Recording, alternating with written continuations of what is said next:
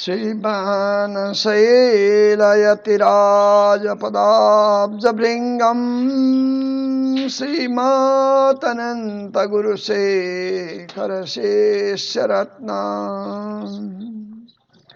श्रीपङ्कजाक्षचरणार्पितसर्वभारं श्रीदेवनायकगुरुं शरणं प्रपद्ये। श्रीबालकृष्णगुरुरत्नमयं श्रयामि लक्ष्मीनाथसमारम्भां नाथयामुनमध्यमाम् अस्मदाचार्यपर्यन्तं वन्दे गुरुपरम्पराम्। यो नित्यमच्युतपदाम्बुजयुग्मरुक्मं व्यामोहतस्तदितराणि तृणाय मेने अस्मद्गुरोर्भगवतो सदयैकसिन्धो रामानुजस्य चरणौ शरणं प्रपद्ये। ब्रह्माण्डे यानि तीर्थानि क्षेत्राणि च सरांसि च शालग्रामपर्वतश्च श्रीभूवैकुण्ठ एव च चतुर्युगाद्भवा सर्वे तपोनिष्ठमुनीश्वरा कुष्माण्डाय तपोनिष्ठा पीठे त्रैवेण्यधामक कुष्माण्डाय तपोनिष्ठा पीठे त्रैवेण्यधामक ब्रह्मा विष्णु शिवादि सौनकमुनि अनन्तरीशेश्वरं वष्णेयं गिरिमातकुण्डजलं वन्दे नेपालमातरम्। श्री हिमालय कुंडमाच सबको बक्षिन सदा कलकल हर्षिन पाप समस्त भक्त जन को गंगे नेपाल मातरम। काली गंडकी कौशिकी कर्ण कमलामयी बागमतीम दिंचिन पुण्य समस्त भक्त जनम गंगे नेपाल मातरम। मेचे काली तराई पर्वत हिमल देवादिदेव स्थल बुद्ध जानकी शाल ग्राम पशुपति वंदे नेपाल मातरम। बुद्ध जानकी शाल ग्राम पशुपति वंदे नेपाल मातरम। श्री स्वामी जी महाराज को चरणारविंद में धन्यवाद गर्दै संस्कार शिक्षा को आज पंचम सर्ग नामाकरण नामाकरण किन गरिन्छ, नामाकरण गर्नको वास्तविकता के हो भन्ने बारेमा यहाँहरूलाई श्रवण गराउन गइरहेको छु। द्विजातीय वर्गमा हाम्रो वैदिक सनातन धर्मको परंपरा द्विजातीय वर्ग भन्छ यसलाई। ब्राह्मण, क्षत्रिय, वैश्य, शूद्र। यसमा द्विजातीय वर्गमा नामाकरणको कर्म गर्ने विधान छ। नामाकरणको कर्ममा बालक जन्मेको 11 दिनको दिन 10 रात्रि पूरा पुगेपछि 11 दिनको दिन उसलाई स्नान गराउने, बालकको आमालाई पनि स्नान गराउने, माताको पनि स्नान र नव शिशुको पनि स्नान गराएर पवित्र बनाएर उसलाई शुद्ध बनाएर यता ब्राह्मणद्वारा यज्ञ आदि शुभारम्भ गरिन्छ। नामाकरणको लागि यज्ञ अग्नि स्थापनाद्वारा यज्ञ उठाइन्छ। त्यहाँ पञ्चवार्णी हवन हुन्छ। पञ्च संस्कारका कर्महरू पनि हुन्छ। यो हाम्रो वैदिक परम्परा ब्रह्माजीबाट अनन्त भगवानको नाभि कमलबाट ब्रह्माजी उत्पन्न हुनुभयो। ब्रह्माजीबाट हामी उत्पन्न भयौं। हाम्रा पूर्वज ऋषिहरू कश्यपादि हुनुभयो, मरीच्यादि हुनुभयो, कश्यपादि हुनुभयो, सूर्य हुनुभयो, सूर्यबाट मनु हुनुभयो, मनुबाट मन्वन्तर आदि गरेका हुनुभयो, प्रजापतिहरू हुनुभयो। त्योबाट हामीहरू भयौं र हाम्रो परम्परा भनेको ब्रह्माजीदेखि नै आएको परम्परा, भगवानबाट आएको परम्परा। हाम्रो भगवानबाट आएको परम्परा भएको हुनाले हामी भगवानसँग स्वयं बोल्ने वाक्य नै हाम्रो संस्कृत वाक्य हो। भगवानको वाक्य नै संस्कृत भाषा हो र हामी संस्कृतलाई सबैले नबुझ्ने भएको हुनाले सबैले बुझ्ने भाषामा यी वचन प्रयोग गरिरहेका छौं। हाम्रो परम्परा यसरी आएको हुनाले हाम्रो पूर्वजले गरिल्याएको 16 संस्कार अन्तर्गत यो नामाकरण गर्नको लागि अग्नि स्थापनाद्वारा विधिवत रूपमा अग्निको संस्कार गर्नुपर्दछ।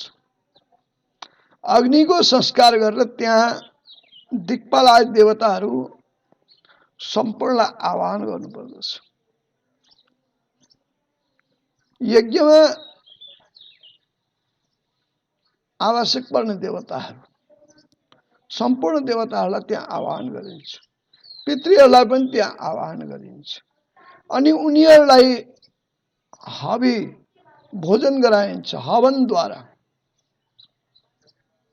वेदका मन्त्रले हवनद्वारा उहाँलाई भोज गराइन्छ। उहाँलाई सम्पूर्ण कुरा भोजन गराएर सबैलाई तृप्त बनाएर आज मेरो घरमा नवशिशु बालक उत्पन्न भएको छ, त्यो शिशु को हो त?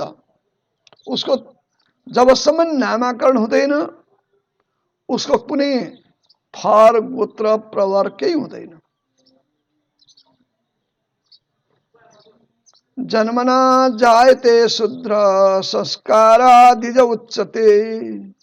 जबसम्म जन्मिँदाखेरि ऊ शुद्ध एउटा मानव भएर जन्मिन्छ र एकदम सबैभन्दा तलको भएर जन्मिन्छ। उसलाई संस्कारद्वारा माथि ल्याउने हो। 16 संस्कार अन्तर्गत यो पञ्चम आज सर्गमा नामाकरणको संस्कार छ। यस विधानमा नामाकरण जो गरिन्छ ती नामाकरण गर्नाले अब आजबाट तिमी यो गोत्रमा, यो प्रवरमा, यो काण्डमा, तिमी यो वंशमा आयौ, आजबाट तिम्रो नाम यो भयो भनेर जब उसको समयको पला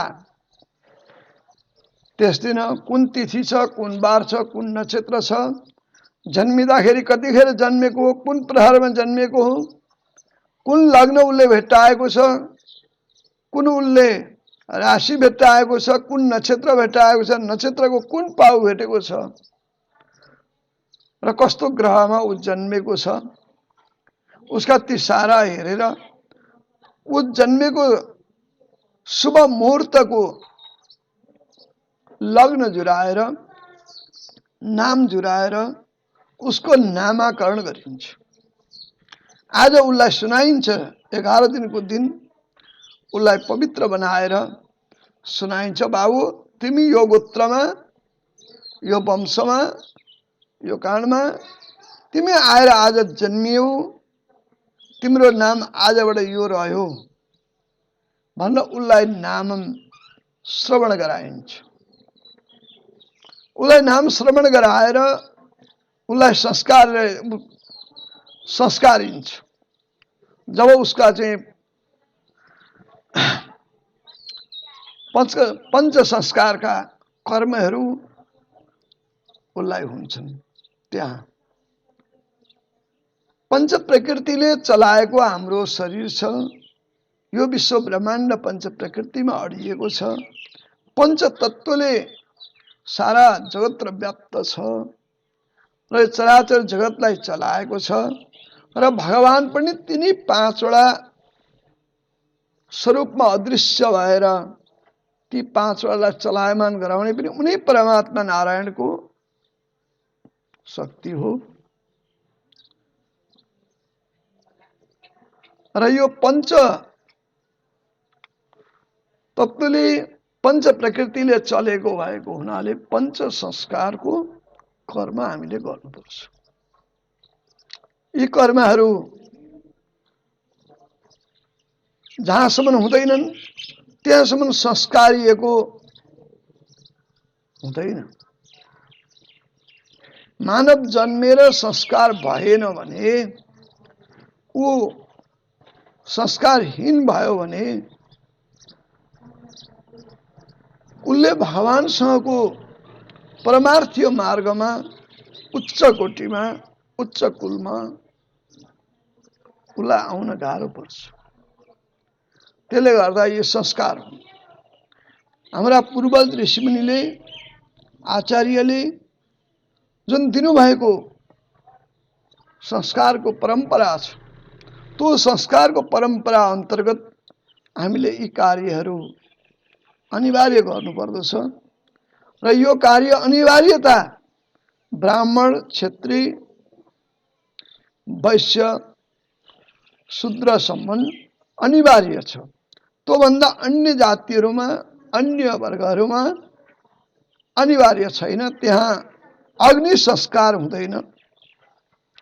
अग्नि संस्कारद्वारा नामाकरण जबसम्म हुँदैन तबसम्म ऊ संस्कारिएको हुँदैन। त्यसकारणले अग्नि संस्कार अनिवार्य। अग्नि यज्ञ उठाएर अग्निद्वारा सम्पूर्ण भगवानलाई हवि भोजन गराएर संस्कार गर्नुपर्दछ। मानिसको जन्म दुईचोटि हुन्छ। यो पहिलो जन्म हो। जसरी पहिलो जन्ममा जुन विधानमा अग्नि संस्कार गरेर उसको नामाकरण गरिन्छ,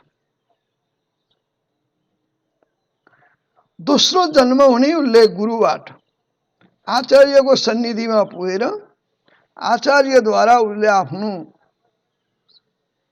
परमार्थीय मार्गलाई सम्हाल्नको लागि, यो जीवात्माको उद्धार गर्नको लागि, आत्माको उद्धारको लागि, शरीरको कल्याणको लागि र सम्पूर्ण जन्म मरण भवाटैबाट मोक्ष प्राप्तिको लागि उसले जो गुरुबाट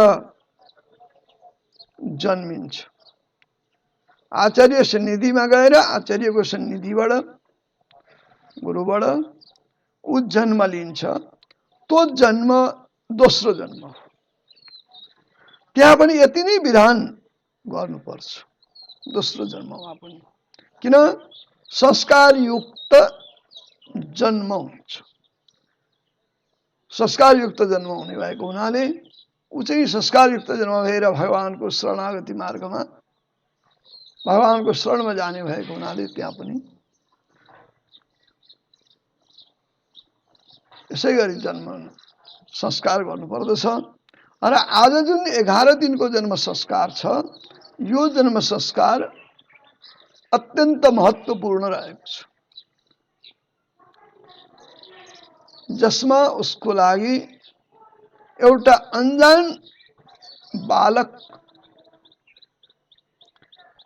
बनेर आएको हुन्छ। उसको नामाकरणद्वारा शुद्धि गराएर, पवित्र गराएर उसलाई गोत्रमा, वंशमा, परम्परामा, संस्कारमा ल्याएर राखिने यस्तो उत्तम कर्म हाम्रो वैदिक सनातन धर्ममा रहेको छ। किन वैदिक सनातन धर्म भनेको त यसलाई भन्दा वेदले बताएको आचरणमा रहेर कर्म गर्ने, ब्रह्म कर्म, भगवानबाट ब्रह्माजीबाट मरीच्यादि कश्यपादि आदि गरिएका सूर्य हुँदै मनु हुँदै आएका हुनाले हामी देवताबाट आएका देवता अंशी भएको हुनाले देव कर्म, पितृकर्म हामीले गर्नुपर्छ। त्यसले गर्दा उहाँहरूसँगको सम्बन्ध हाम्रो निकटतम सम्बन्ध छ। त्यो निकटतम सम्बन्ध नटुटाउनको लागि संस्कारयुक्त हुनुपर्दछ। यदि संस्कारविहीन भयो भने त्यो निकटतम सम्बन्ध टुट्दछ, हामी त्यो सम्बन्धबाट पर हुन्छौँ। त्यसले गर्दा त्यो सम्बन्धसँग कायम राखेर त्यो सम्बन्धसँग हामी नजिक हुनको लागि हामीले आफ्नो संस्कारलाई आचार्यले दिएको गुरु परम्पराको संस्कार भयो, हाम्रा ऋषिमुनिले दिएको गोत्र परम्पराको संस्कार भयो, दुवै संस्कारलाई हामीले बराबर लिएर अगाडि जानुपर्दछ र मात्र आफ्नो जीवन्त यो संस्कारले सदा कल्याण गर्नेछ, मङ्गल गर्नेछ र हामी सबैको कल्याण हुनेछ। हामी सबै कल्याणयुक्त हुनेछौँ र सम्पूर्ण हामीले बुझ्नुपर्ने कुरा हो, संस्कारहीन भएपछि संस्कारहीन भएको हातबाट भगवान पनि लिन चाहनुहुन्न र पितृहरू पनि लिन चाहनुहुन्न। संस्कारयुक्त हुनुपर्दछ। संस्कारयुक्त भएपछि भगवानको